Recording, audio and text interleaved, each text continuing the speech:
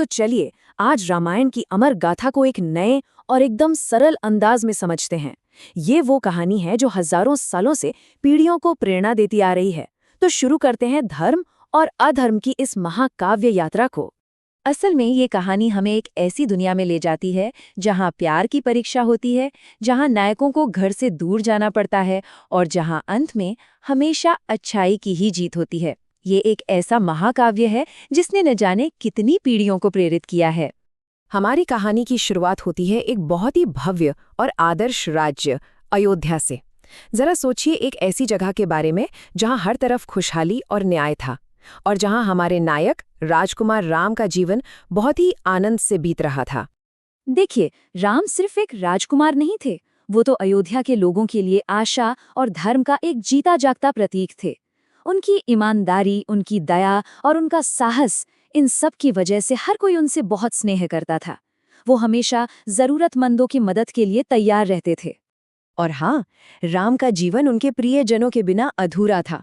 उनकी पत्नी सीता और उनके भाई लक्ष्मण के साथ उनका एक अटूट बंधन था।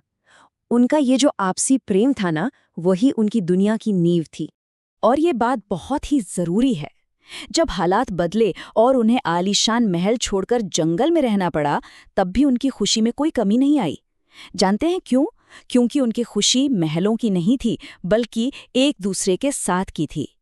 लेकिन उनकी इस शांति भरी दुनिया में बहुत जल्द एक बड़ा मोड़ आने वाला था। एक ऐसा धोखा जो खूबसूरती का नकाब ओढ़े हुए था और जो उनकी जिंदगी को हमेशा हमेशा के लिए बदलने वाला था। जरा सोचिए, उस घने जंगल के बीच एक सुनहरा हिरण, जिसकी त्वचा सूरज की किरणों की तरह चमक रही थी। वो इतना खूबसूरत था कि सीता अपनी नजरें उस पर से हटा ही नहीं पा रही थीं। मतलब ये एक ऐसा नजारा था जिस पर यकीन करना भी मुश्किल था।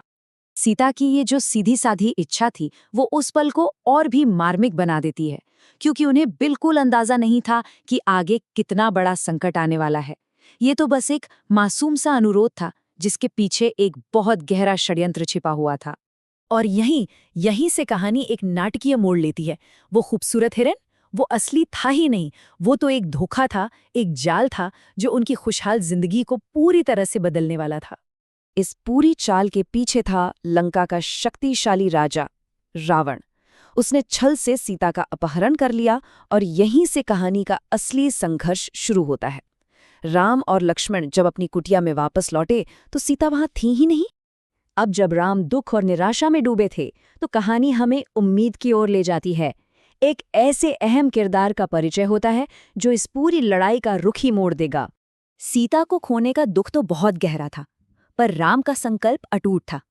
उनके दुख ने उनके इरादे को बल्कि और भी मजबूत कर दिया। उन्होंने ठान लिया कि चाहे कुछ भी हो जाए, वो सीता को खोजकर वापस लाएंगे।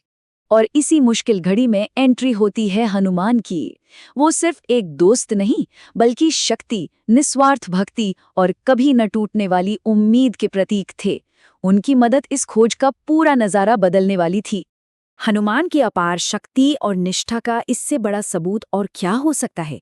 सीता को खोजने के लिए उन्होंने एक ही छलांग में इतने बड़े विशाल समुद्र को पार कर लिया।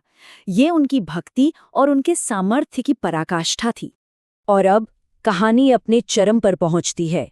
ये सिर्फ दो सेनाओं की लड़ाई नहीं थी, ये थी धर्म और अधर्म के बीच, अच्छाई और बुराई के बीच की आखिरी और सबसे बड़ी लड़ाई। तो देखिए, ये टकराव दो किरदारों का नहीं, बल्कि दो विचारधाराओं का था। एक तरफ थे राम, जो धर्म, न्याय और सच्चाई के लिए लड़ रहे थे, और दूसरी तरफ था रावण, जो अहंकार और अधर्म का प्रतीक था। यही तो इस महाकाव्य का मूल संघर्ष है। और आखिरकार एक बहुत ही भयंकर युद्ध के बाद नतीजा वही होता है जिसकी हमेशा उम्मीद की जाती है। राम रावण पर विजय प्राप्त करते हैं। और ये कहानी के सबसे जरूरी संदेश को पक्का करता है कि बुराई चाहे कितनी भी ताकतवर क्यों ना हो, अंत में जीत हमेशा अच्छाई की ही होती है। तो लड़ाई खत्म हुई और बुराई का अंत हुआ। अब हम कहानी के सुखद अंत की ओर बढ़ते हैं और देखते हैं कि कैसे ये प्राचीन कहानी आज भी हमारे जीवन से जुड़ी हुई है। सोचिए उस पल के बारे में 14 साल का वनवास और एक मुश्किल लड़ाई के बाद राम और सीता की अयोध्या वापसी एक बहुत बड़ा उत्सव थी। पूरा शहर दियों की रोशनी से जगमगा उठा था और हर कोई उनकी वापसी की खुशी मना रहा था। और जानते हैं, ये जो खुशी थी, ये जो उत्सव था, आज भी उसे दिवाली के रूप में मनाया जाता है। दिवाली हमें इसी कहानी की याद दिलाती है, अंधकार पर प्रकाश की विजय और बुराई पर अच्छाई की विजय। तो आखिर इस पूरे महाकाव्य से हम क्या सीखते हैं? चलिए इस कहानी में छिपे उन सरल लेकिन बहुत गहरे संदेशों पर एक नजर डालते हैं। रामायण का पूरा सार कह सकते हैं कि इन 3 सीधी साधी बातों में ही छिपा है।